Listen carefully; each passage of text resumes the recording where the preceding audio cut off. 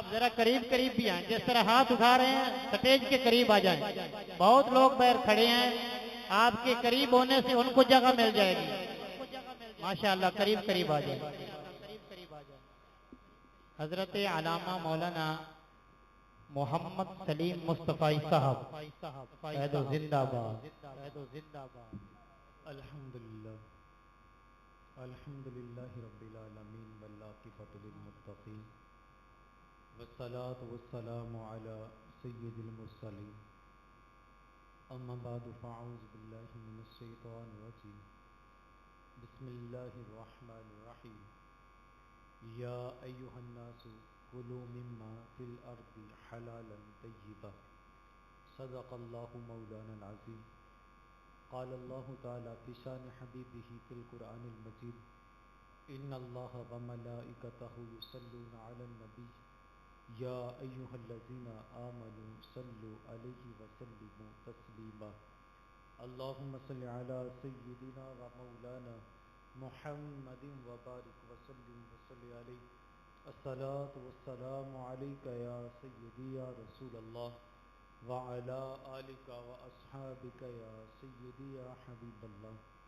الصلاۃ والسلام علیک یا سیدی یا رحمت للعالمین وعلی آلک واصحابک یا سیدی یا شفیع المذنبین. تمام حمد و ثنا، تعریف و توصیف اللہ تعالیٰ کی ذات بابرکات کے لیے ہے، جو خالق کائنات بھی ہے اور مالک شش جہات بھی.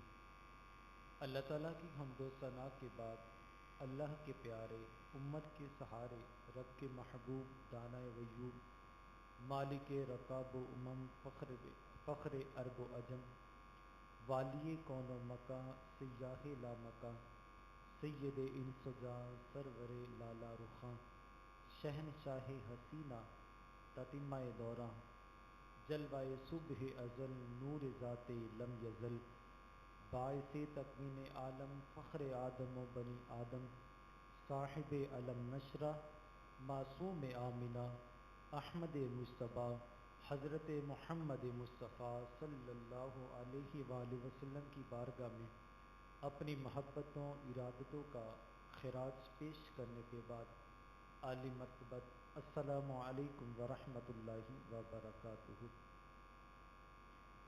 صدیاں قبل حضور اس دنیا میں جلوہ گر ہوئے تھے، لیکن ماحول کی تازگی بتاتی ہے جیسے کوئی کل ہی گزر کے گیا ہو.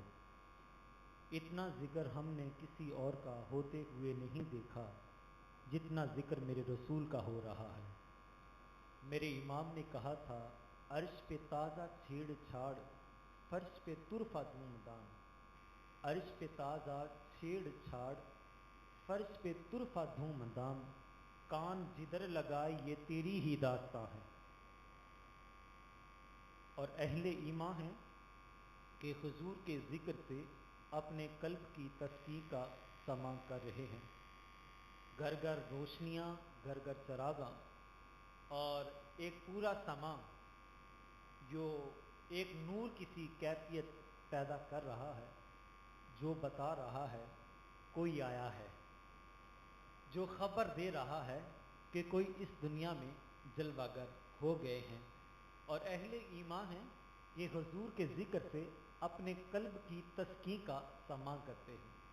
اور یہ ہو نہیں سکتا کہ کسی کے لبوں پہ میرے حضور کا نام آئے اور اس کے دل کو راحت نہ ملے. ان کا نام لبوں پہ آئے، ان کا نام لبوں پہ آئے، میٹھا میٹھا منہ ہو جائے. ان کے بول بہاروں جیسے اور اصحاب ستاروں جیسے. تو ایسا ہو ہی نہیں سکتا کہ کسی کے لبوں پہ میرے حضور کا نام آئے اور اس کے دل کو راحت نہ ملے. اور یہ تو شرف کی باتیں ہیں، اور یہ شرف کا تذکرہ ہے کہ حضور کا نام کسی کے لبوں پہ آ جائے. وگرنہ امام شافعی علیہ الرحمہ نے فرمایا کہ میرے محبوب کا ذکر کرو، میرے محبوب کا ذکر کرو. میرے محبوب کا ذکر وہ کستوری ہے جوں تم اسے چھیڑتے جاؤ گے خوشبو بڑھتی ہی چلی جائے گی. اور اہل ایمان ہیں یہ حضور کے ذکر سے اپنے قلب کی تسکین کا سماع کر رہے ہیں. مجنوں دریا کے کنارے ریت کے ذروں کے اوپر لیلا لیلا لکھ رہا ہے، تو کسی نے رک کے پوچھا میاں کیا کر رہے ہو؟ کہا اپنی محبوبہ کا نام لکھتا ہوں۔ کہا اس سے تجھے کیا ملتا ہے؟ کہا میرے دکھی دل کو قرار ملتا ہے۔ علماء نے یہ بات بیان کی اور اس کے بعد فرماتے ہیں جب ایک دنیاوی عشق میں مبتلا شخص اپنی محبوبہ کا نام لے اس کے تو دل کو راحت ملے، جب امتی اپنے آقا کا نام لیتا ہے اس کے دل کو بھی قرار ملتا ہے، اس کے دل کو بھی چین ملتا ہے۔ اس لیے ہم پڑھا کرتے ہیں میں خانہ سہارا دیتا ہے نہ جام سہارا دیتا ہے، میں خانہ سہارا دیتا ہے نہ جام سہارا دیتا ہے، ہم کو تو مدینے والے کا ایک نام سہارا دیتا ہے۔ تو ہم حضور کے ذکر سے اپنے قلب کی تسکین کا سامنا کرتے ہیں۔ اچھا، لوگوں نے کہا کہ تم عجیب دیوانے لوگ ہو، مانا کہ صدیاں قبل حضور ایک رات کے جھرمٹ میں تشریف لے کر آئے تھے، مانا کہ اس رات برکتیں نازل ہوئیں، ماحول میں عطر پھیل گیا، ماحول میں نورانیت آ گئی، لیکن یہ کیا بات ہوئی جب وہ سال کے بعد رات پلٹ کے آتی ہے تم اس رات کو جشن کی طرح مناتے ہو؟ حضور ہر سال تو تشریف نہیں لاتے نا۔ تو اس کا جواب ہمارے حضرت بڑا خوبصورت جواب دیتے ہیں کہ قرآن کے دامن میں موجود ہے کہ جس شب قرآن اترا وہ رات جب بھی پلٹ کے آتی ہے طلوع فجر تک رحمتوں کا نزول ہوتا ہے۔ قرآن تو ایک مرتبہ اترا تھا لیکن رحمتیں ہر بار ہی اترتی ہیں، حضور ایک مرتبہ تشریف لائے تھے لیکن رحمتوں کو اترنے کی عادت ہو گئی ہے۔ تو ہم انہی رحمتوں والی گھڑیوں میں اپنی خالی جولیاں پھیلا کے عرض کرتے ہیں چمک تجھ سے پاتے ہیں سب پانے والے، میرا دل بھی چمکا دے چمکانے والے۔ تو اس ضرور سے ہم یہ نور کی خیرات لینے یہاں بیٹھے ہوئے ہیں۔ میرا اور آپ کا تعلق کیا ہے؟ ہم حضور کے ذکر سے ہی یہاں بیٹھے ہوئے ہیں۔ یہ ابتدان گفتگو تھی، لیکن جس آیت کریمہ کو میں نے آپ کے سامنے بیان کیا اس کے الفاظ یہ ہیں یا ایھا الناس کلوا مما فی الارض حلالا طیبا، اے لوگو زمین میں سے وہ چیز کھاؤ جو حلال بھی ہو اور پاک بھی ہو۔ رزق دو طرح کا ہوتا ہے، ایک رزق حلال، دوسرا رزق حرام۔ رزق حلال وہ جسے حاصل کر لینے کے بعد انسان کے دل کو بھی اطمینان نصیب ہو اور اس کا رب بھی راضی ہو جائے، اس کا رسول بھی راضی ہو جائے، یہ رزق حلال ہے۔ رزق حرام وہ جس سے تو اکاؤنٹ بھرے جائیں لیکن رب کے حکموں کو توڑا گیا ہو، اس کے رسول کی تعلیمات کی نافرمانی کی گئی ہو، تو وہ رزق حرام ہوتا ہے۔ ابھی محافل کے اختتام میں لوگوں میں لنگر تقسیم ہوتا ہے تو لوگ بیٹھے ہوتے ہیں اور بانٹنے والا جو بیٹھے ہوتے ہیں ان کی جھولی میں ڈال کے چلا جاتا ہے، اور اسی دوران ایک شخص لوگوں کی گردنیں پھیلانگتا ہوا آگے بڑھتا ہے اور بانٹنے والے کے ہاتھ سے وہ ڈبہ چھین کر چلا جاتا ہے اور باہر جا کر کھانے لگتا ہے۔ جو بیٹھا تھا اس نے بھی لنگر لیا اور جو چھین کے لے گیا اس نے بھی لنگر لیا، لیکن جو بیٹھا رہا اس کی تو جھولی میں ڈال دیا گیا، اور جو گردنیں پھیلان کر اخلاقی قدروں کو پامال کر کے چلا گیا لنگر اس نے بھی حاصل کیا، لیکن دونوں کے حصول میں فرق ہے، ایک ہی تو جھولی میں ڈالا گیا اور ایک نے اخلاقی قدروں کو پامال کیا۔ بالکل ایسے ہی ایک رزق وہ ہوتا ہے جس میں رب اور اس کا رسول راضی ہوتا ہے، ایک وہ رزق ہوتا ہے جس میں فقط وہ اکاؤنٹ میں بیلنس ہوتا ہے، تعداد ہوتی ہے، لیکن اس کے اندر برکت نہیں ہوتی۔ آؤ میں تمہیں ایک کہانی سناؤں جو ایک شخص میرے حضور کی بارگاہ میں آتا ہے اور آ کر عرض کرتا ہے حضور جی مجھے کوئی عمل تو بتائیے جو وہ میں کروں اور میرا رب میری دعا کو قبول فرما لے، میں جب بھی دعا کے لیے ہاتھ اٹھاؤں میرا مالک میری دعا کو قبول فرمائے۔ اور جانتے ہیں کہ یہ شخص کون ہے؟ اس شخص کا نام حضرت سعد بن ابی وقاص ہے۔ اتنی معتبر شخصیت ہم نے اور آپ نے جتنا بھی سنا، صحابہ نے حضور کی بارگاہ میں کہا حضور جی میرے والدین آپ پر قربان۔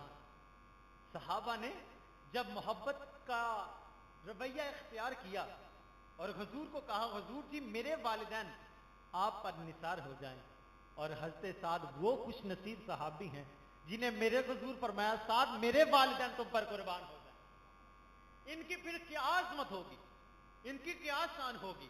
اچھا یہ حاضر خدمت ہو کے پوچھتے ہیں حضور جی عمل بتائیے کہ وہ میں عمل کروں، اللہ مجھے مستجاب الدعویٰ بنا دے، جب بھی دعا کے لیے ہاتھ اٹھاؤں اللہ میری دعا کو قبول فرما لے۔ میرے حضور چاہتے صاحب قرآن سے الف سے لے کر والناس تک حضور کے پاس قرآن تھا، حضور چاہتے تو قرآن مجید کی ایک آیت بتلا سکتے تھے کہ اس آیت کا جا کر ورد کرو اللہ تمہاری دعا کو قبول فرما لیا کرے گا۔ حضور چاہتے کوئی تعویذ بنا کر ان کو دے سکتے تھے، لیکن سنو میرے حضور نے کیا ارشاد فرمایا، میرے حضور ارشاد فرمایا اے سعد اپنے رزق کو پاک کر لو، جب تم اپنے رزق کو پاک کر لو گے جو لقمہ اپنے پیٹ میں ڈالو گے اس کی برکت سے اللہ تمہاری ہر دعا کو قبول فرما لیا کرے گا۔ یعنی رزق حلال کے اندر اتنی پاور اور اتنی طاقت ہے کہ انسان جب حلال کا لقمہ کھا کر رب کی بارگاہ میں یوں ہاتھ اٹھاتا ہے اللہ اس کے ہاتھوں کو خالی نہیں لوٹاتا۔ حدیث مبارکہ ہے کہ میرے رسول صلی اللہ علیہ وآلہ وسلم نے ارشاد فرمایا جب کوئی بندہ رزق حلال کی تلاش میں سارا دن مشقت کرتا ہے، فرائض کو بھی ادا کرتا ہے، تو وہ دن اس حالت میں گزارتا ہے گویا کا عرش کا رحمان اس بندے سے راضی ہوتا ہے اور اس بندے کو اطمینان نصیب ہوتا ہے۔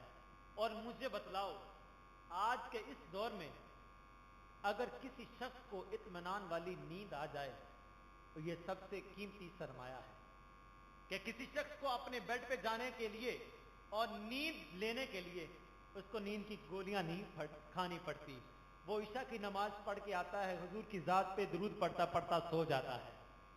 یہ ان لوگوں کو نصیب ہوتا ہے جن کے پاس رزق حلال کی فراوانیاں ہوتی ہیں، لیکن جن کے پاس فقط اکاؤنٹ، بڑی گاڑی کا سائز، اونچا بنگلہ، کسی کا حق چھینا ہوتا ہے، کسی کے پیسوں کو جو ہے ظلمن دبایا گیا ہوتا ہے، اور پھر ایک بڑی کوٹھی تعمیر کی جاتی ہے اور اس کے اوپر لکھوایا جاتا ہے ھذا فضل ربی، یہ میرے رب کا فضل ہے۔ میاں یہ رب کا فضل ہے کہ تمہیں جو ہے وہ چھوٹ دی تھی، وگرنہ اگر رب چاہتا تو تمہیں پکڑ بھی سکتا تھا۔ لیکن ہم نے رزق حلال کے لیے کوششیں کرنی ہے۔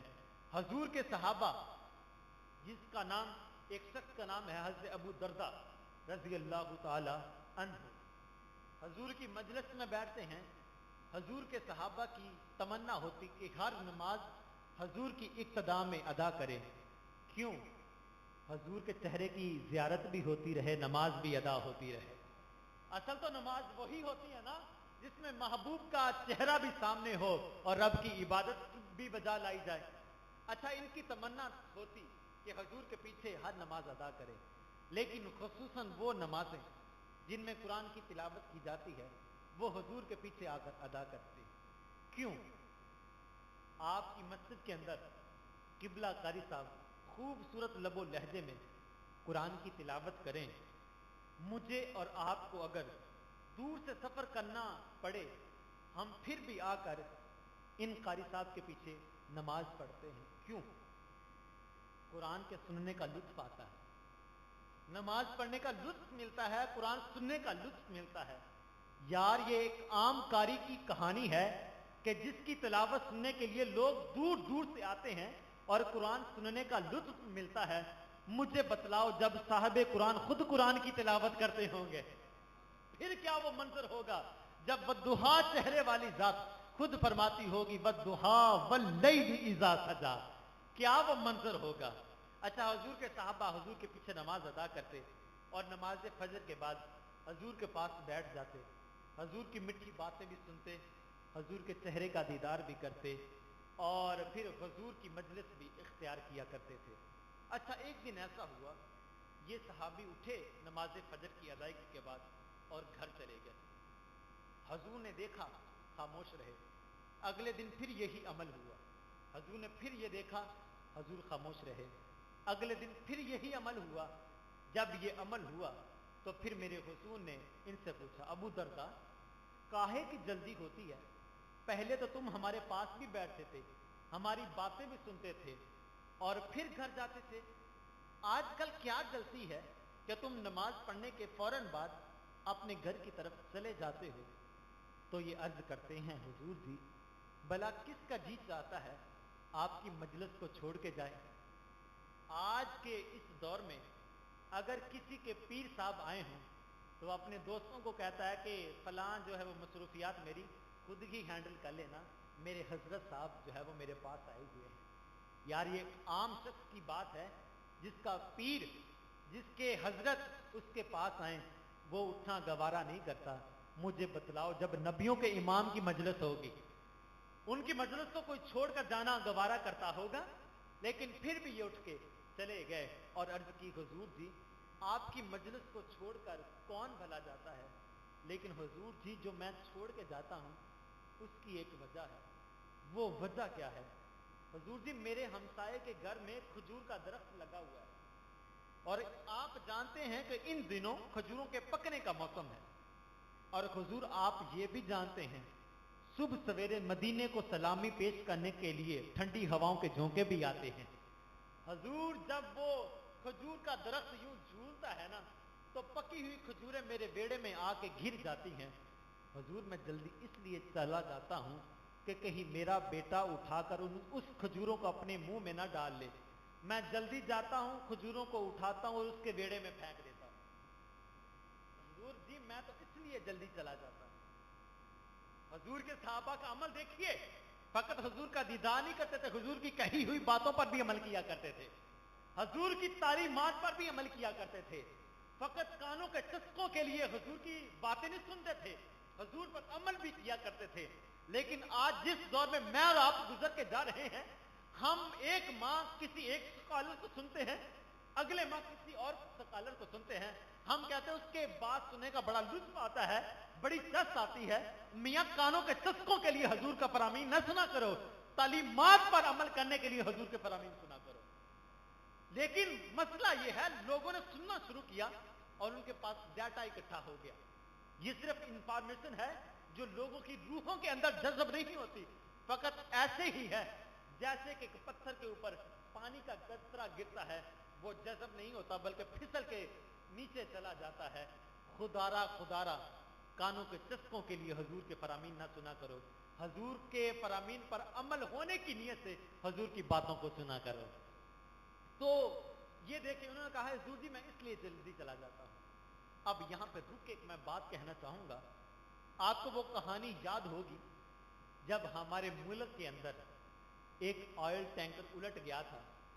لوگ تیل اٹھانے کے لیے, تیل کے حصول کے لیے بالٹیاں لے کر بھاگے تھے, بوتلیں لے کے بھاگے تھے. پھر اس تیل کو آگ لگ گئی, اپنی زندگی کی بازی بہار گئے تھے. وہ شہید ہوئے, کیا ہوا اس پہ میرا کوئی فتویٰ نہیں ہے, لیکن میں صرف اتنا کہنا چاہوں گا اگر ان کو پتا ہوتا یہ گری پڑی شے ہماری ملکیت نہیں ہے تو یقیناً ان کی زندگیاں بچ سکتی تھی نا, ان کی جانیں بچ سکتی تھی. لیکن ہمیں کبھی شعور ملا ہی نہیں ہے. میرا بھی تعلق دیہات سے ہے اور ہمارے سڑک کے اوپر سے گنوں کی ٹرالی گزر کے جائے, بچے جو ہے وہ کھینچ کے لاتے ہیں اور گھر والے بڑے خوش ہوتے ہیں کہ بڑا اچھا کام کیا تم نے, میاں ابھی سے تم نے انہیں ڈانٹنا تھا. آج یہ 5 گنے اٹھا کے لائے ہیں, کل یہ بڑے ہو کر بڑا ڈاکہ بھی ماریں گے. پھر تم کہو گے ہم نے تو ان کی تربیت میں کوئی کسر نہیں چھوڑی تھی, نہ جانے کیا ہو گیا, یہ اس طرف چلے گئے. ہمیں شروع سے ہی بچپن سے ہی اپنے بچوں کی تربیت کا لحاظ رکھنا ہے. آپ کو وہ کہانی بھی یاد ہے جب ایک نوجوان شخص نہر کنارے پانی کی سطح کے اوپر ایک سیب کو تیرتا ہوا آتے دیکھا, بھوک لگی تھی, سیب اٹھایا, کھا لیا. پھر ذہن میں آیا کہاں سے آیا تھا, کس کی ملکیت میں تھا, مجھے تو نہیں پتا نا. واپس پلٹے جس طرف سے پانی آ رہا تھا, چلتے گئے, ایک سیبوں کا باغ آیا. سمجھ گئے یہیں سے یہ सेब जो है वो गिर के गया होगा। मालिक के पास पहुंचे, कहा हजरत आपकी इजाजत के बगैर एक सेब खा लिया है, हजरत माफी के लिए हाजिर हुआ हूं। मालिक भी हैरान रह गया, कैसा नौजवान है, लोग इतना कुछ खा जाते हैं वापस पलट के नहीं आते, इसने एक सेब खाया वापस पलट आया। कहा ये कोई आम नौजवान नहीं लगता। हजरत कहने लगे नहीं नहीं बेटा, ऐसी तो माफी नहीं मिला करती ना, इसके लिए तुम्हें मुशक्कत करनी पड़ेगी। कहा हजरत वो क्या?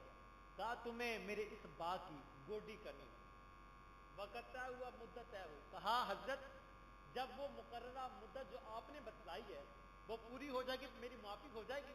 कहा हाँ हाँ बेटा माफी हो जाएगी। अब ये नौजवान शख्स बाग की गोडी करता है, देखभाल करता है। एक दिन ऐसा हुआ, बाग के अंदर मालिक के मेहमान आ गए। मालिक ने कहा बेटा जाओ जाकर सेब तो लेकर आओ। ये नौजवान जाता है और सेब तोड़कर लाता है। जब सामने रखता है तो मालिक करीब करके पूछता है बेटा इतना अरसा तुझे इस बाग के अंदर रहते हुए हो गया, तुझे अभी कच्चे और पक्के सेबों का फर्क नजर नहीं आया? कच्चा सेब कौन सा होता है, पक्का कौन सा होता है, तुम्हें फर्क ही नहीं नजर आया? उसने कहा हजरत एक सेब खाया था, उसकी ये सजा मिल रही है, तब से लेकर आज तक मैंने सेब की तरफ आंख भर के भी नहीं देखा। एक सेब की खता मुझे ये भुगतनी पड़ी है हजरत, उसके बाद तो मैंने सेबों की तरफ आंख भर के भी नहीं देखा।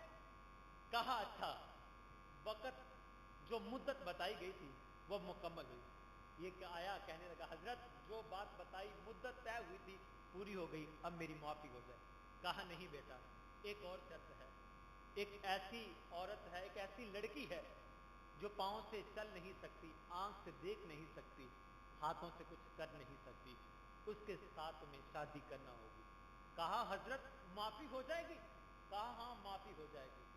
हजरत वो लोग, वो नौजवान शख्स इस अकीदे का हामी नहीं था कि कुछ नहीं होता देखा जाएगा, रब 70 माओं से ज्यादा प्यार करता है। मियाँ रब 70 माओं से ज्यादा प्यार करता है, लेकिन साथ ये भी देखो वो जब्बार भी है, वो कहार भी है। अगर बाप अपने बेटे से मोहब्बत करता है, इसका मतलब ये नहीं है कि बाप बेटे को कहे बेटा मुझे एक गिलास पानी का दे दो, और बेटा कहे अब्बा जी मुझे आपसे बड़ी मोहब्बत है लेकिन गिलास का पानी नहीं दूंगा। मुझे बतलाएं बाप नाराज होगा या खुश होगा? यार दिन में 5 मरतबा रब के घर से आवाज आती है आ जाओ नमाज की तरफ, आ जाओ कामयाबी की तरफ, तुम कहते मेरे कारोबार हैं, मेरे मामलाते जिंदगी हैं। रब के हुक्मों को तो यूं इग्नोर कर रहे हो और साथ कहते हो कि मेरा रब 70 माओं से ज्यादा प्यार करता। वो पता उसकी रहमत का कोई निकाल नहीं है। लेकिन साहिब एक मुफक्किर ने बड़ी खूबसूरत बात कही, वो कहता है जो दीन तुम्हें अपने घर से मस्जिद तक नहीं ला सकता, वो दीन तुम्हें जन्नत तक कैसे पहुंचा सकता है? हमें ये गौर करना होगा। नौजवान ने कहा हजरत गलती की माफी तो हो जाएगी? कहा हाँ माफी हो जाएगी। निकाह हो गया। जब ये नौजवान शख्स कमरे में गया, देखा है खूबसूरत औरत, पांव सलामत, हाथ भी सलामत और सारे अज़ा उसके सही और तंदुरुस्त हैं। नौजवान वापस पलट आया, कहा एक गलती से सेब खाया था, उसकी सजा भुगत रहा हूं, अगर गलती से गलत कमरे में दाखिल हो गया न जाने क्या बनेगा।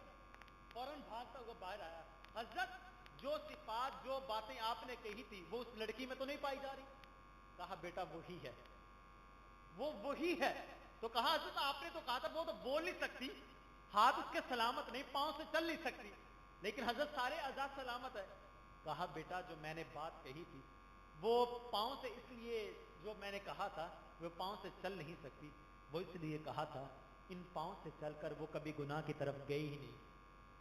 आंखों से जो नहीं देख सकती थी वो इसलिए कहा था इन आंखों से उसने कभी गैर महरम को देखा नहीं था, इन हाथों से उसने कभी कोई गुनाह किया ही नहीं था। बेटा वो वही है। जब एक ऐसा नौजवान जिसने एक सेब खाया, इतना सफर किया, दूसरी तरफ वो लड़की जिसकी सिफात ये है उसने गैर महरम को नहीं देखा, जब इनके दरमियान अज़वाजी सिलसिला कायम होता है फिर रब्बे ताला इस उम्मत को गौसे आजम ही अता किया करते हैं, जिनको मैं और आप शेख अब्दुल कादिर जीलानी अलैहिर्रहमा के नाम से याद करते हैं। तो साहिब मेरी भी आरज़ू ये है कि हमारे बच्चे नेक हों, मैं भी ये आरज़ू रखता हूं कि हमारे बच्चे नेक हों। आपके दिल के नेहा खानों में भी یہ آرزویں مچلتی ہیں، لیکن صاحب ایسے بچوں کے حصول فقط خواہشات تک نہیں محدود، ہمیں اپنی زندگی کے ایک ایک پہلو کو دیکھنا ہوگا، ہم کیا کر رہے ہیں اور ہم نے کیا اپنے بچوں کو دیا ہے۔ ایک افغانستان کا گورنر گزرا ہے، تو اس کا ایک ہی بیٹا تھا، امیر عبد الرحمان اس شخص کا نام ہے، اس کا ایک بیٹا، اس نے اپنے بیٹے کو جنگ پہ بھیج دیا۔ کچھ دنوں کے بعد خبر آتی ہے بادشاہ تیرا بیٹا جنگ سے ڈر کے بھاگ گیا، اور اس نے بزدلی کا مظاہرہ کیا۔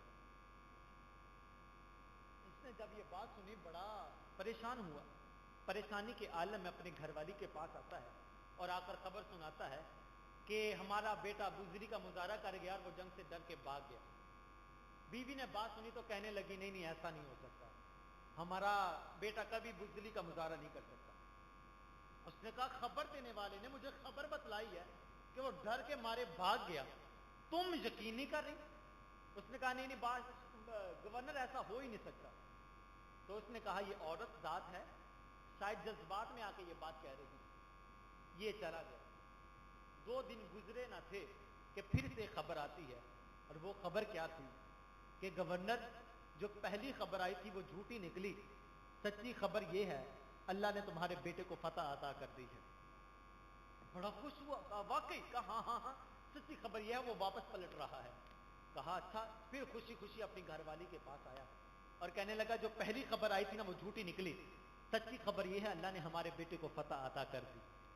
تو بڑا خوش ہوا اور جانے لگا، پھر اس کے قدم رک گئے اور گھر والی سے پوچھتا جب میں نے تمہیں پہلے آ کے خبر بتلائی تھی کہ بیٹا ڈر گیا تھا، جنگ سے بھاگ گیا، تم نے یقین کیوں نہیں کیا؟ اس نے کہا بادشاہ یہ کہانی اور ہے۔ کہا سناؤ تو صحیح کیا کہانی؟ کہا بادشاہ میں نے اپنے بیٹے کو رزق حلال کے ذریعے پالا ہے، جب وہ میرے پیٹ میں تھا میں نے ایک ایک لقمے کی حفاظت کی ہوئی تھی۔ بادشاہ جن بچوں کی تربیت اس طرح کی جاتی ہے وہ ڈرا تو نہیں کرتے، وہ محمد عربی کے شعر ہوا کرتے ہیں، وہ ڈرا تو نہیں کرتے نا۔ اور بادشاہ او گورنر پھر سنو، گورنر پھر سنو، میں نے جب تک اپنے اس بچے کو دودھ پلایا ہے میں نے بغیر وضو کے کبھی دودھ ہی نہیں پلایا، اور جن کی تربیت ایسے کی جاتی ہے وہ ڈرا نہیں کرتے، وہ محمد عربی کے شعر ہوا کرتے ہیں۔ اگر میں یہ آرزو رکھتا ہوں میرے بچے بہادر بھی ہوں، میرے بچے دین کے ساتھ محبت کرنے والے بھی ہوں، تو ہمیں ایک ایک لقمے کی حفاظت کرنی ہوگی، ہمیں اپنے رزق کو پاک کرنا ہوگا۔ محفل میلاد پر آنے والوں، رزق حلال کمانا اور حرام کے لقمے کو چھوڑ دینا، اس طرح بھی میلاد منایا جا سکتا ہے۔ کتنا اچھا ہو ہماری اس محفل سے کوئی شخص اٹھ کے جائے اور صبح دکان پہ پہنچے اور کوئی شخص کہے یار یہ موبائل خراب ہے اس کو ڈنڈی لگا کر بیچ دو، وہ کہے نہیں نہیں حضرت میں رزق حلال ہی کماؤں گا، میں یہ 2 نمبر مال نہیں بیچوں گا۔ وہ کہے کیا ہوا تجھے؟ پہلے تو تجھے ہر قسم کا موبائل دیتا تھا، تو بیچ دیتا تھا، آج تجھے کیا ہوا؟ یہ کہے میں رات ان کا میلاد سن کر آیا ہوں جنہوں نے کہا رزق حلال کما کر دعا کے لیے ہاتھ اٹھاؤ کہ اللہ دعا قبول فرما لے۔ اس طرح بھی میلاد منایا جا سکتا ہے صاحب، اس طرح بھی میلاد منایا جا سکتا ہے۔ اس انداز میں بھی سوچو، اس انداز میں بھی میلاد منانے کی کوشش کرو۔ اور آخری بات یہ، اس طرح بھی میلاد منایا جا سکتا ہے۔ ہم کسی کی سالگرہ پہ جائیں تو وہ تحفہ لے کے جاتے ہیں جس سے جس کی سالگرہ ہے وہ خوش ہو جائے، ایسا ہی ہے نا؟ کبھی ایسا نہیں ہوا کہ بوڑھے کی سالگرہ پہ گئے تو کھلونے لے گئے، اور کبھی ایسا بھی نہیں ہوا کہ آپ بچوں کی سالگرہ پہ گئے تھے بڑی بڑی کتابیں اٹھا کے لے کے گئے۔ چیز وہ لے کے جاتے ہیں جس کی سالگرہ ہے وہ خوش ہو جائے۔ تم نے حضور کی خوشی میں جھنڈیاں لگائیں، گھروں کو سجایا، لائٹنگ کی، میرے حضور سے پوچھو حضور کیسے خوش ہوتے ہیں؟ میرے حضور فرمایا نماز میری آنکھوں کی ٹھنڈک ہے، نماز میری آنکھوں کی ٹھنڈک ہے۔ یار کوئی شخص ہماری مجلس سے اٹھ کے جائے، محفل سے اٹھ کے جائے اور صبح فجر کے وقت نمازیوں کی کھچا کھچ تعداد ہو اور صفیں بھری ہوئی ہوں، قاری صاحب کہیں تمہیں کیا ہوا؟ پہلے تو تم فجر میں آتے ہی نہیں تھے، کوئی نماز نہیں پڑھتے تھے، اب تمہیں کیا ہوا؟ نوجوان کہے حضرت رات ان کا میلاد سن کر آیا ہوں جنہوں نے کہا نماز میری آنکھوں کی ٹھنڈک ہے۔ اس طرح بھی میلاد منایا جاتا ہے، اس طرح بھی حضور کی آمد کی خوشیاں منائی جا سکتی ہیں۔ آپ نے جو ہے وہ لائٹنگ کی، گلیوں کو صاف کیا اور جھنڈیاں بھی لگائیں، روشنیاں بھی کی۔ اپنے دل کو بھی روشن کر لیجیے، گلیوں کو صاف کیا، ایک جھاڑو لے کر اپنے دل کی غلاظت کو بھی صاف کر لینا۔ گلیوں کو صاف کیا، حضور آئے، لوگوں نے آنا ہے، انہوں نے بیٹھنا ہے۔ صاحب یہ دل رب کی بارگاہ میں، یہ ایک نگری ہے، اس نگری کے اندر جو ہے رب کے ڈیرے بستے ہیں، اس طرح بھی میلاد منایا جاتا ہے۔ میرا مالک میرے ٹوٹے ہوئے الفاظ کو اپنی بارگاہ میں شرف قبولیت عطا فرمائے۔ وآخر دعوانا ان الحمد للہ رب العالمین۔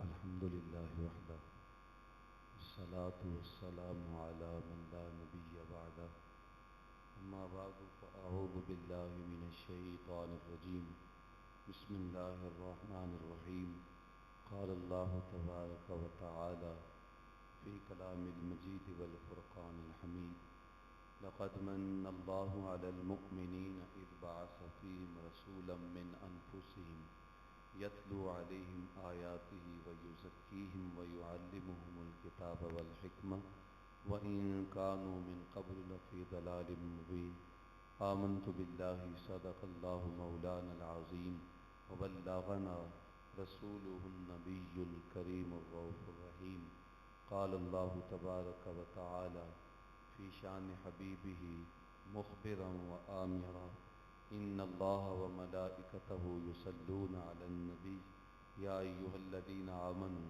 صلوا علیہ وسلموا تسلیما۔ روشی فالصلاة والسلام علیکہ یا سیدی یا رسول اللہ، الصلاة والسلام علیکہ یا سیدی یا محبوب رب العالمین وعلی آلک واصحابک یا سیدی یا خاتم النبیین۔ کرم بن کر، وفا بن کر، سخا بن کر، عطا بن کر، خدا کا نور اترا آسماں سے مصطفیٰ بن کر۔ صدائیں درودوں کی آتی رہیں گی، جنہیں سن کے دل شاد ہوتا رہے گا۔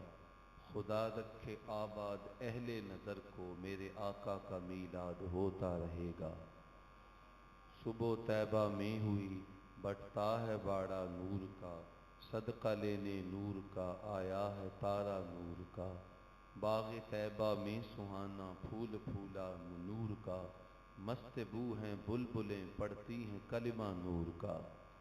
میں گدا تو بادشاہ بھر دے پیالہ نور کا، نور دن دونا تیرا دے ڈال صدقہ نور کا۔ کاف گیسو ہا دہن یا ابرو آنکھیں عین صاد، کاف ہا یا عین صاد ہے ان کا چہرہ نور کا۔ تیری نسل پاک میں ہے بچہ بچہ نور کا، تو ہے عین نور تیرا سب گھرانہ نور کا۔ سرتاب قدم ہے تن سلطان زمن پھول، لب پھول دہن پھول ذقن پھول بدن پھول۔ کیا بات رضا اس چمنستان کرم کی، زہرا ہے کلی جس میں حسین اور حسن پھول۔ تمام تعریف و توصیف حمد و ثنا اللہ جل مجدہ الکریم کی ذات بابرکات کے لیے ہے، جو ہم سب کا خالق و مالک ہے، ہم سب کا رازق ہے۔ اللہ جل وعلا کی حمد و ثنا کے بعد حضور نبی اکرم شفیع امم رسول محترم نبی مکرم صلی اللہ تعالی علیہ وآلہ وسلم کی بارگاہ ناز میں اپنی محبتوں اور نیازمندیوں کا خراج پیش کرنے کے بعد انتہائی واجب الاحترام معزز محترم ذی وقار علماء کرام برادران اسلام، السلام علیکم ورحمۃ اللہ وبرکاتہ۔ مجھ سے قبل ادارۃ المصطفیٰ کے عظیم مبلغ حضرت علامہ مولانا محمد سلیم مصطفیٰ صاحب زیدہ مجدہ بڑے خوبصورت انداز میں آقا کریم علیہ الصلوۃ والسلام کے ذکر پاک سے آپ کے قلوب و اذہان کو روشن کر رہے تھے۔ ماشاءاللہ رات کا اتنا حصہ بیت چکا ہے، لیکن اس کے باوجود آپ کی سبحان اللہ کی آواز اور آپ کے ماتھوں کی یہ چمک اور آپ کی آنکھوں میں یہ لکھا ہوا پیار جو میں دیکھ رہا ہوں، یہ اس بات کی غمازی کرتا ہے کہ آپ حضور کے ذکر کو سن کر قلبی راحت محسوس کر رہے ہیں، اس لیے کہ حضور کا ذکر چیز ہی ایسی ہے کہ جب ہوتا ہے تو دلوں کو راحت ملتی ہے، بلکہ غم دھلتے ہیں۔ مطرب سے کہو کہ چھیڑے ذرا اس جانے تمنا کا قصہ، فرقت کے بھیانک لمحے میں کچھ دل کو سہارا ہو جائے۔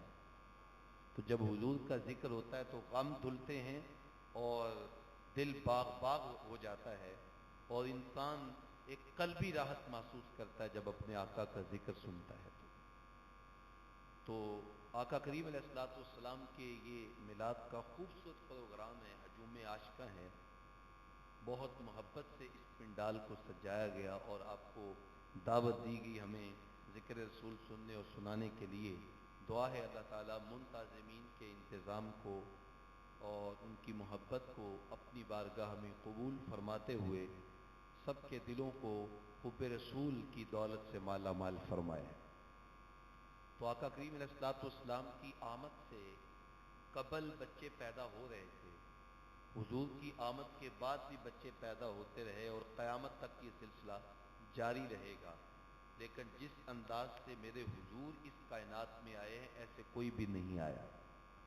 حضور جب آئے تو کائنات میں ایک انقلاب آ گیا، اور آقا کریم علیہ الصلوۃ والسلام کی آمد سے قبل حضور کے آنے کی دھومیں مچی ہوئی تھی، ہر گھر میں تذکرے تھے حضور کے، ہر نبی اپنی قوم کو جمع کر کے ان سے یہ عہد لیتا تھا کہ اگر تمہاری زندگیوں میں وہ نبی آ جائے، نبی آخر الزمان، تو پھر تم نے ہمارا کلمہ چھوڑ کے اس محبوب کا کلمہ اختیار کر لینا ہے۔ ہر نبی حضور کی آمد کی بشارت دیتا تھا، حتیٰ کہ حضور کی آمد سے 2775 سال قبل، یعنی 27 صدیاں قبل، حضور کی آمد سے قبل حضرت سیدنا ابراہیم علیہ السلام خانہ کعبہ کی تعمیر کرتے ہیں اور پھر ہاتھ اٹھا کے دعا کرتے ہیں، ربنا وابعث فیہم رسولا، مالک تیرا گھر کعبہ تو بنا دیا ہے، اب اس کو آباد کرنے والا سونا محمد بھی بھیج دینا۔ حضور کی آمد سے 1000 سال قبل طبہ اول ہجری وہ یثرب کی سرزمین سے گزرتا ہے، اہل یثرب سے اس کی لڑائی ہو جاتی ہے، وہ کہتا ہے میں تمہاری اینٹ سے اینٹ بجا دوں گا۔ اہل یثرب نے کہا کہ تو ہمارا کچھ نہیں کر سکتا، اس لیے کہ ہم صرف ان سانسوں اور زندگی گزارنے کے لیے ہم یہاں پہ زندہ نہیں رہ رہے، ہم تو کسی کے انتظار میں زندہ رہ رہے ہیں۔ ہم نے اپنی کتابوں میں پڑھا ہے کہ نبی آخر الزمان ہجرت کر کے اس دھرتی پہ قدم رکھیں گے، ہم اس آرزو میں ہیں کہ جب وہ محبوب آئے گا تو ہم اس کا دیدار کر کے اس کا کلمہ پڑھ کے اس کے غلام بن جائیں گے۔ تو طبہ نے کہا کہ ہو سکتا ہے کہ وہ محبوب تمہاری زندگیوں میں نہ آئے اور تمہارے اس کے آنے سے قبل ہی تم کوچ کر جاؤ یہاں سے۔ تو سنیے انہوں نے جواب کیا دیا، وہ آگے سے کہنے لگے اہل یثرب کہ کوئی بات نہیں، اگر وہ ہماری زندگیوں میں نہ آئے تو ہم مر جائیں گے نا، تو ہماری قبریں تو یہاں پہ بنیں گی نا، تو ہو سکتا ہے جب وہ محبوب آئے اور خرامہ خرامہ اس دھرتی پہ قدم ٹکائے اور اس دھرتی کی مٹی اس کے قدموں کے بوسے لے، تو ہو سکتا ہے اس مٹی کو ہوائیں اڑائیں جو محبوب کے قدموں کو لگی ہے، تو وہ مٹی اڑتی اڑاتی ہو سکتا ہے ہماری قبروں پہ پڑ جائے۔ اگر اس محبوب کے قدموں کو لگنے والی مٹی ہماری قبروں پہ پڑ گئی تو ہم سمجھ جائیں گے ہمیں یہاں رہنے کی معراج مل گئی ہے۔ میں تلیاں نبی دیاں چمدا جے میں ہوندا خاک مدینے دی، میں راواں مل مل بیندا جے میں ہوندا خاک مدینے دی، جتے سونا قدم ٹکاوندا سی میرا سینہ لپدا جاندا سی، میں پھلاں وانگوں کھڑدا جے میں ہوندا خاک مدینے دی۔ ایسے شاعر نہیں مدینے کی مٹی ہونے کی آرزو کرتا، ہزاروں سال قبل لوگ اس انتظار میں بیٹھے تھے۔ اس نے کہا اچھا تمہارے یہ جذبات ہیں. بادشاہ کے ساتھ 400 علماء تھے. اس وقت کے بادشاہ جو ہیں وہ اپنے ساتھ علماء کو رکھا کرتے تھے، کیونکہ علماء بادشاہوں کو ٹیڑھا نہیں ہونے دیتے. یہ جب سے ہم نے علماء کو الگ کر دیا ہے نا، ہم کہتے ہیں مولوی صاحب آپ نے مسجد میں سیاست کی بات نہیں کرنی. اس وقت سے ہم یہ حالات دیکھ رہے ہیں. جب کہ آقا کریم صلی اللہ علیہ وسلم ملت اسلامیہ کا جو پہلا فرما روا ہے، پہلا خلیفہ ہے، وہ صاحب اختیار بھی ہے، وہ حکمران بھی ہے، اور حضور کے مصلی کا امام بھی ہے. آقا کریم صلی اللہ علیہ وسلم کے چاروں خلفائے راشدین وہ مسجد کے امام بھی تھے اور لوگوں کے حکمران بھی تھے. لیکن جب سے یہ سلسلہ الگ الگ ہوا تو علامہ اقبال نے کہا تھا جدا ہو دین سیاست سے تو رہ جاتی ہے چنگیزی. تو یہ حالات کس وجہ سے ہوئے؟ اس وقت کے بادشاہ جو ہوا کرتے تھے وہ اپنے ساتھ علماء کو رکھتے تھے. تو طبا کے ساتھ 400 علماء تھے.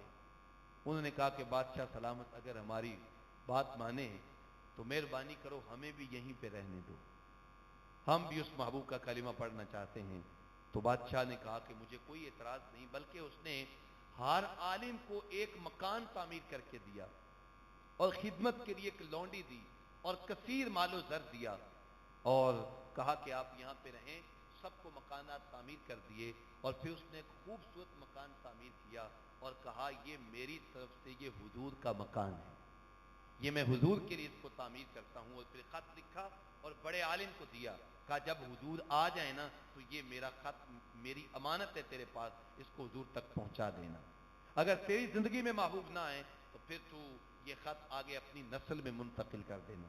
یہ میں کب کی بات آپ کو سنا رہا ہوں؟ حضور کی آمد سے بولیے گا 1000 سال قبل کی بات آپ کو سنا رہا ہوں. حضور کی آمد سے 10 صدیاں قبل کی بات سنا رہا ہوں. تو خط دیا اور پھر 1000 سال گزرنے کے بعد جب حضور ہجرت کر کے حضور نے مدینہ طیبہ میں قدم رکھا نا تو حضور کے قدموں کی برکت سے مدینہ گل و گلزار ہو گیا. اور حضرت انس بن مالک فرماتے ہیں میری عمر اس وقت 7 یا 8 سال تھی. میں نے اپنی پوری زندگی میں اتنا روشن دن مدینے میں نہیں دیکھا جتنی روشنی اس وقت پیدا ہوئی جب محبوب نے مدینے میں قدم رکھا. اور یہ نور صرف وہ نہیں تھا جیسے ہم کہتے ہیں نا جی آپ آئے تو ہمارے گھر میں اجالے ہو گئے، صرف وہی نور نہیں تھا. اس کا مطلب ہوتا ہے کہ فخر، ایک تازگی، بشاشت، ایک خوشی وہ تو تھی ہی تھی، بلکہ اس کے ساتھ ساتھ حضور کے چہرہ مبارک کے نور سے صحابہ نے دیکھا، ہم نے اپنی آنکھوں سے دیکھا کہ حضور کے چہرہ مبارک کے نور سے مدینے کی کچی دیواریں بھی چمک رہی تھی. اتنا نور پھیلا آقا کریم صلی اللہ علیہ وسلم کے آنے کی وجہ سے. اور پھر اہل مدینہ نے جس انداز سے حضور کا استقبال کیا نا، یہ بھی تاریخ کا ایک انوکھا باب ہے. جس محبت اور عقیدت سے اہل مدینہ نے حضور کا استقبال کیا، اللہ اکبر. اگر میں وہ پورا بیان کروں تو اتنا وقت نہیں ہے، لیکن مورخ اسلام نے حفیظ جلندری علیہ الرحمہ نے اس کا نقشہ اپنے چند لفظوں میں ذکر کیا ہے. وہ فرماتے ہیں جنوبی سمت سے اٹھا ایک نوری غبار آخر. چونکہ مکہ المکرمہ یہ مدینہ پاک سے جنوبی سمت پہ ہے. آپ جن لوگوں نے وہاں کی زیارت کی ہے نقشہ گھوم گیا ہوگا اور مزاب رحمت بھی آپ کی آنکھوں میں وہ منظر آ گیا ہوگا کہ مزاب رحمت جو ہے وہ شمالی سمت ہے. تو مکہ المکرمہ جنوبی سمت اور مدینہ طیبہ شمالی سمت، اور مزاب رحمت جو ہے، جو رحمت کا پرنالہ ہے، یہ بھی کیا ہے؟ خانہ کعبہ کی شمالی سمت پہ ہے. اور اعلیٰ حضرت نقشہ کھینچتے ہیں کہ یہ مزاب رحمت کو بات بتا رہا ہے. کیا بتا رہا ہے؟ فرماتے ہیں غور سے سن تو رضا، کعبے سے آتی ہے صدا، میری آنکھوں سے میرے پیارے کا روضہ دیکھو. طواف کرنے والوں میرا طواف پورا کر لو، لیکن اس وقت تک تمہارا حج طواف مکمل نہیں ہو جائے گا جب تک کہ تم محبوب کے در نور کی حاضری نہیں دو گے. تو حضور کا در نور شمالی سمت پہ اور مکہ المکرمہ جنوبی سمت پہ ہے. تو مورخ اسلام کہتے ہیں جنوبی سمت سے اٹھا ایک نوری غبار آ کر سواد شہر میں داخل ہوا ناکا سوار آ کر، اور نبوت کی سواری جس طرف سے ہو کے جاتی تھی، درود و نعت کے نغمات کی آواز آتی تھی.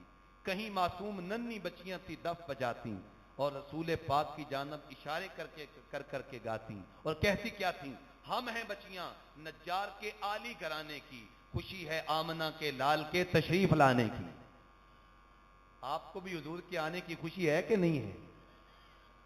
تو میاں حضور کے آنے کی خوشی منانا تو یہ حضور کے صحابہ اہل مدینہ کی سنت ہے۔ بچے گلیوں میں پھیلے ہوئے تھے، لوگ اپنی دیواروں پہ، اپنے کوٹ مکانوں کی چھتوں پہ چڑھے ہوئے تھے اور یا محمد یا رسول اللہ کے نعرے لگ رہے تھے، اور حویلیاں کھلی ہوئی ہیں، دروازے کھلے ہوئے ہیں، اور صحابہ ہیں انصار کے دروازے کھول کے حضور کی بارگاہ میں درخواست کرتے ہیں، ہلم الینا یا رسول اللہ الی العدد والعدۃ والمن، حضور ہمارے گھر آ جاؤ نا، حویلی کھلی ہے، 4 مہمان بھی آ گئے تو سنبھال لیں گے، اور اگر کسی نے حملہ کیا نا تو ہمارے گھر میں اسلحہ بھی ہے، توڑ کے رکھ دیں گے۔ اللہ اکبر۔ لیکن جب آپ جانتے ہیں چاہنے والے زیادہ ہوں تو پھر بڑا مشکل ہوتا ہے کس کے پاس جائیں، کسی کے پاس نہ جائیں، اور پھر آقا کریم تو کسی کا دل بھی نہیں نہ توڑتے، حضور کسی کا دل توڑنے کے لیے نہیں، محبوب تو دل جوڑنے کے لیے آئے ہیں نا۔ تو آقا کریم نے اپنی اونٹنی مبارک کی مہار اس کے گردن پہ ڈالی اور فرمایا خلو سبیلہا ناقتی مامورۃ من اللہ، میری اونٹنی کی راہیں چھوڑ دو، یہ اللہ کے حکم کی پابند ہے۔ اللہ اکبر۔ اور جب حضور کی اونٹنی مبارک چلتی چلتی پہنچی نا بنو نجار کے محلے میں، یہاں پہ وہ بچیاں تھیں نا جو طالع البدر دفیں بجا کے طالع البدر علینا پڑھ رہی تھیں، اے لوگوں ہمیں مبارکباد دو، دیکھو سنیا پہاڑی کی اوٹ سے ہمارے اوپر 14ویں رات کا چاند چڑھ آیا ہے۔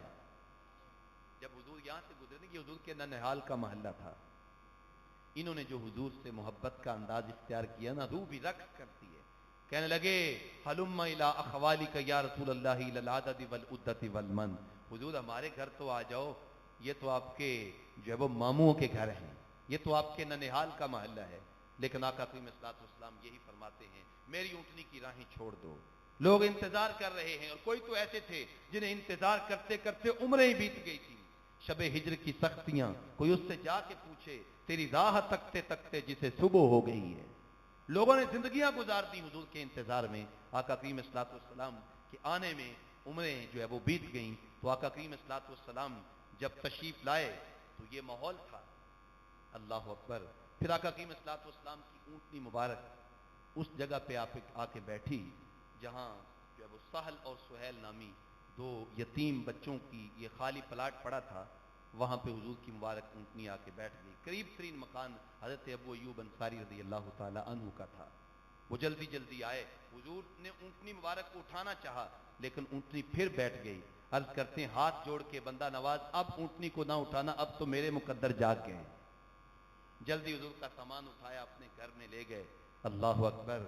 اور ان کا آنگن حضور کے آنے سے مہک اٹھا، ان کے گھر کے اندر اجالے پھیل کے روشنی آ گئی، اللہ اکبر۔ پھر کیا ہوا؟ فرماتے ہیں جو ان کے لفظ تھے نا، وہ جو ان کی خوشی تھی، ان کو لفظی جامہ تو نہیں دیا جا سکتا، لیکن وہ پنجابی کا ایک فقرہ ہے، اس میں حضرت ابو ایوب انصاری یہ کہہ رہے تھے مینو دیو نی مبارکباد اج میرا ماہی آیا، مینو دیو نی مبارکباد اج میرا ماہی آیا، میرا گھر ہویا آباد نی اج میرا ماہی آیا۔ تو یہ رنگ تھے آقا کریم صلی اللہ علیہ وسلم کے آنے پہ، اللہ۔ اب سوال یہ ہے کہ حضرت ابو ایوب انصاری رضی اللہ تعالیٰ عنہ کے گھر کے سامنے ہی حضور کی اونٹنی مبارک کیوں جا کے بیٹھی؟ حالانکہ حضور کے ننہال کا محلہ بھی آیا تھا، اور آپ جانتے ہیں کہ ننہال کے ہاں جانے کا تو شوق ہی بہت ہوتا ہے بندے، جب خاص طور پہ بچپن جب ہم ذہن میں لاتے ہیں تو کتنا شوق ہوتا ہے اپنے ننہال کے ہاں جانے پہ، بندہ جو ہے بندے کو چاہ ہوتا ہے کہ جی میں اپنے ماموں کے پاس جا رہا ہوں، میں اپنے ننہال کے ہاں جا رہا ہوں۔ لیکن حضور نے مدینہ پورا محلے اور خاص طور پہ ننہال کا محلہ بھی چھوڑا، یہاں پہ حضور کی اونٹنی مبارک آ کے کیوں بیٹھی؟ یہ ایک سوال ذہن میں آتا ہے، تو اس کا جواب شیخ محقق نے بڑا خوبصورت دیا۔ فرماتے ہیں حضور کی اونٹنی مبارک یہاں پہ آ کے اس لیے بیٹھی کہ یہ وہی مکان تھا جو حضور کی آمد سے 1000 سال قبل طبا نے حضور کے لیے تعمیر کیا تھا، اس لیے حضور وہاں پہ آئے، اور آتے ہی حضور کی نظر جب ابو یالا پہ پڑی تو فرمایا ابو یالا تیرا نام ہے؟ عرض کی ہاں یا رسول اللہ میرا نام ہے۔ فرمایا وہ طبا کا خط کہاں ہے، میری امانت وہ تو لے کے آؤ ذرا۔ تو وہ خط جب پیش کیا گیا تو آقا کریم اسلام نے خط کو چوما اور فرمایا مرحبا یا طبا، مرحبا یا کسالے، اے طبا، اے میرے 1000 سال قبل کے غلام، میں تیرے ایمان کو قبول کرتا ہوں اور میں تجھ سے وعدہ کرتا ہوں کل قیامت کے دن میں تیری شفاعت بھی کروں گا۔ یار جو محبوب اپنے 1000 سال قبل کے محبوب کو جانتے ہیں، اس کی محبت کو پہچانتے ہیں، تو اس محبوب کے آپ کا جلسہ محبوب سے پوشیدہ تو نہیں ہے نا۔ حضور آج کے غلاموں کو بھی جانتے ہیں، اور آقا کریم صلی اللہ علیہ وسلم اپنی محبت کرنے والوں کو آج بھی پہچانتے ہیں، ان کی محبت کا انہیں صلہ بھی عطا فرماتے ہیں، اس لیے کہ اللہ تعالیٰ نے اپنے محبوب کو تمام علوم عطا فرمائے ہیں۔ تو آقا کریم صلی اللہ علیہ وسلم کی آمد سے قبل حضور کے آنے کی دھومیں مچی ہوئی تھیں، اور جب حضور آئے تو پورے پروٹوکول کے ساتھ اللہ نے اپنے محبوب کا تذکرہ فرمایا، لقد من اللہ علی المؤمنین اذ بعث فیہم رسولا۔ اللہ تعالیٰ نے اہل ایمان پر بہت بڑا احسان کیا کہ انہیں اپنا محبوب رسول عطا فرما دیا۔ اللہ اکبر۔ قبلہ ڈاکٹر صاحب بھی تشریف لا چکے ہیں، میں صرف ایک بات کر کے اپنی گفتگو کو سمیٹتا ہوں کہ آقا کریم صلی اللہ تعالی علیہ وآلہ وسلم کے میلاد کا تذکرہ تو ظاہر ہے سارا سال بھی ہوتا رہتا ہے، اور جب ربیع الاول کا مہینہ آتا ہے تو پھر تو خیر میلاد کی بہار آ جاتی ہے، ہر طرف حضور کا تذکرہ ہوتا ہے۔ لیکن میں صرف ایک بات کرنا چاہتا ہوں کہ حضور کی آمد کا مقصد کیا تھا۔ تو اس آیت کریمہ میں اللہ تعالیٰ نے حضور کی آمد کے 4 مقاصد بیان کیے، ان میں سے پہلا مقصد یہ بیان کیا یتلو علیہم آیاتہ، کہ آقا کریم صلی اللہ علیہ وسلم اللہ کے بندوں پر اس کے قرآن کی آیات کی تلاوت کرنے کے لیے آئے، اور آقا کریم جب قرآن کی تلاوت کرتے تھے، آج کوئی اچھا قاری صاحب اچھی تلاوت کر دے تو مجمع تھم جاتا ہے، تو حضور سے میٹھا لہجہ تو کسی کا بھی نہیں ہو سکتا۔ کک سواد نہ مصری اندر تے کھنڈاں بھی چک ڈٹھیاں، پر انہاں ساریاں چیزاں نالوں گلاں سجن دیاں مٹھیاں۔ جب حضور میٹھے لہجے سے قرآن مجید کی تلاوت کرتے تھے، جب انسان قرآن سنتے تو ان کے لبوں پہ کلمہ جاری ہو جاتا، حتیٰ کہ جنات بھی اگر حضور کے لبوں سے قرآن سنتے تھے تو اللہ جنات کو بھی ایمان کی دولت عطا فرما دیتا۔ وادی نخلا میں حضور نماز پڑھا رہے تھے اور قرآن کی تلاوت کر رہے تھے، تو جنات کی ایک جماعت گزری، تو جب انہوں نے قرآن سنا نا، ان کے کانوں پہ قرآن کی آواز پڑی تو غور سے سننے لگے کہ یہ کیا چیز ہے، یہ کیا انوکھا کوئی کلام ہے، انوکھی گفتگو ہے۔ جب جنات نے کان لگایا قرآن سنا تو حضور کے لبوں سے قرآن کیا سنا، اللہ نے جنات کے سینوں میں ایمان کا نور داخل کر دیا۔ نور ایمان کے ان کا سینوں میں داخل ہی نہیں ہوا، بلکہ خود مومن بن کے جب اپنے جنات کے محلے میں جاتے ہیں نا تو قرآن کے مبلغ بھی بن جاتے ہیں اور لوگوں کو جا کے قرآن کی دعوت دیتے ہیں۔ قرآن کہتا ہے قل اوحی الی انہ استمع نفر من الجن فقالوا انا سمعنا قرآنا عجبا۔ اپنے محلے میں جا کے کہتے ہیں ہم نے تو عجیب قرآن سنا ہے، اس کی لذت اور اس کی چاشنی بہت زیادہ ہے۔ یہدی الی الرشد، وہ ہدایت دیتا ہے، رہنمائی دیتا ہے۔ فآمنا بہ، ہم اس قرآن پہ ایمان لے آئے ہیں اور ہم کبھی بھی اپنے رب کے ساتھ شرک نہیں کریں گے۔ اللہ اکبر۔ جب جنات قرآن سنتے ہیں تو وہ حضور کے غلام بن جاتے ہیں۔ اللہ اکبر۔ آج ہم نے اپنے گھروں سے چونکہ قرآن کو رخصت کیا ہے، اس وجہ سے کبھی ہمارے گھر میں سائے کا مسئلہ ہے، کبھی ہمارے گھر میں جادو کا مسئلہ ہے، کبھی ہمارے گھر میں ٹونے کا مسئلہ ہے، کبھی کوئی مسئلہ ہے۔ یہ بات میں دعوے سے کہتا ہوں، جس گھر کے اندر تسلسل سے قرآن کی تلاوت ہوتی ہے وہاں کوئی جادو نہیں اثر کر سکتا، وہاں کوئی جنات اور کوئی سایہ اثر نہیں کر سکتا، اس لیے کہ یہ ساری چیزیں نیچے ہیں، اللہ کا قرآن سب سے اونچا ہے۔ قرآن سن کے جنات ایمان لے آتے ہیں، کلمہ پڑھ کے غلام بن جاتے ہیں۔ انہوں نے آپ کو کہنا کیا ہے؟ اس لیے آپ اپنے گھروں کو قرآن مجید کی تلاوت سے آباد کریں اور قرآن مجید فرقان حمید کو اس انداز سے پڑھیں جیسے کہ پڑھنے کا حق ہے۔ آقا کریم کی تلاوت کا طریقہ کیا تھا؟ حضور ایک ایک آیت کر کے تلاوت کرتے تھے۔ حضرت سیدہ ام سلمہ فرماتی ہیں وہ پڑھتے تھے الحمدللہ رب العالمین الرحمن الرحیم مالک یوم الدین، ایک ایک آیت کر۔ یہ ہمارے قاری صاحبان جو ایک ہی جو ہے وہ سانس میں پوری سورۃ فاتحہ پڑھ دیتے ہیں نا، یہ جائز تو ہو سکتا ہے لیکن حضور کی تلاوت کا طریقہ یہ نہیں ہے۔ حضور ایک ایک آیت کر کے پڑھتے تھے، چونکہ اس سے قرآن کا فہم صحیح ہوتا ہے اور پھر بندہ اس کو توجہ کے ساتھ پڑھ سکتا ہے۔ اور دوسرا حضور کی تلاوت کا طریقہ یہ تھا کہ حضور ترتیل کے ساتھ قرآن پڑھتے تھے چونکہ اللہ کا حکم تھا۔ اور تیسرا حضور کی تلاوت کا طریقہ یہ تھا کہ حضور جب رحمت کی آیات پڑھتے تھے تو جھولی پھیلا کے رحمت مانگتے تھے اللہ سے، اور جب عذاب کی آیات کی تلاوت کرتے تھے تو پھر اللہ کے عذاب سے پناہ مانگتے تھے۔ بس اوقات قاری صاحب تلاوت کر رہے ہوتے ہیں، وہ سورہ تکویر پڑھ رہے ہوتے ہیں اور مجمع سبحان اللہ کہہ رہا ہوتا ہے، حالانکہ وہاں پہ سبحان اللہ تو نہیں کہنا چاہیے، وہاں پہ استغفر اللہ کہنا چاہیے، الیاذ باللہ کہنا چاہیے، لیکن وہ ہمارے اسٹیج سیکرٹری نے ہمیں اس جانب لگا دیا ہے نا کہ ہر بات پہ سبحان اللہ کہیں. تو اس لیے یہ ہر بات پہ سبحان اللہ نہیں کہی جاتی، بس اوقات استغفر اللہ بھی پڑھنا پڑتا ہے، الیاذ باللہ بھی پڑھنا پڑتا ہے. تو آقا کریم صلی اللہ علیہ وسلم جب عذاب کے یاد پڑھتے تھے تو اللہ کے عذاب سے پناہ مانگتے تھے. میرے بھائی، میرے بزرگ، میرے دوست، میرے صاحب، آئیے ہم قرآن مجید کی تلاوت کو اپنا شعار زندگی بنائیں، اپنا معمول زندگی بنائیں. یہی میلاد کا پیغام ہے، یہی ادارت المصطفیٰ کا پیغام ہے، یہی وقت کی ضرورت ہے، اور یہی ہر دور کی ضرورت ہے کہ ہم اپنے آپ کو قرآن مجید فرقان حمید کے ساتھ وابستہ کریں، اور دلوں میں حضور کی محبت اور پیار رکھ کے جب ہم آگے بڑھیں گے تو انشاءاللہ تعالی یہ گماشتے لوگ جو ہیں یہ ہمارا کچھ نہیں بگاڑ سکتے. ہم چونکہ قرآن سے وابستہ نہیں ہیں، دین کمزور ہے، اس لیے یہ لوگ جو ہیں وہ آقا کریم صلی اللہ علیہ وسلم کی ناموس پہ جو وہ حملہ کر رہے ہیں، ڈاکے ڈال رہے ہیں، اور یہ حالات ہمیں دیکھنے کو مل رہے ہیں. اللہ تعالیٰ جل شانہ میرے ٹوٹے پھوٹے لفظ قبول کر کے ہم سب کو عمل کی توفیق نصیب فرمائے. آمین و آخر دعوانا الحمدللہ رب العالمین.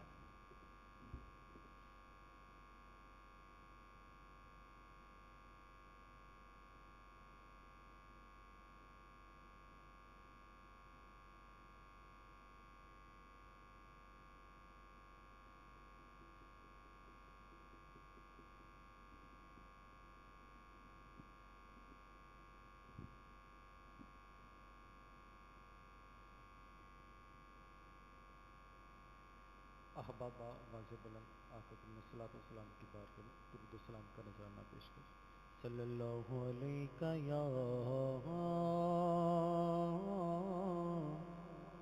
یا رسول اللہ وسلم علیک یا حبیب اللہ. حضور علیہ السلام کے حسن مبارک کا ذکر کیا ہے اعلیٰ حضرت کے کلام میں. رخ دل ہے یا مہر سما، یہ بھی نہیں وہ بھی نہیں. رخ دل ہے یا مہر سما، یہ بھی نہیں وہ بھی نہیں. شب زلف یا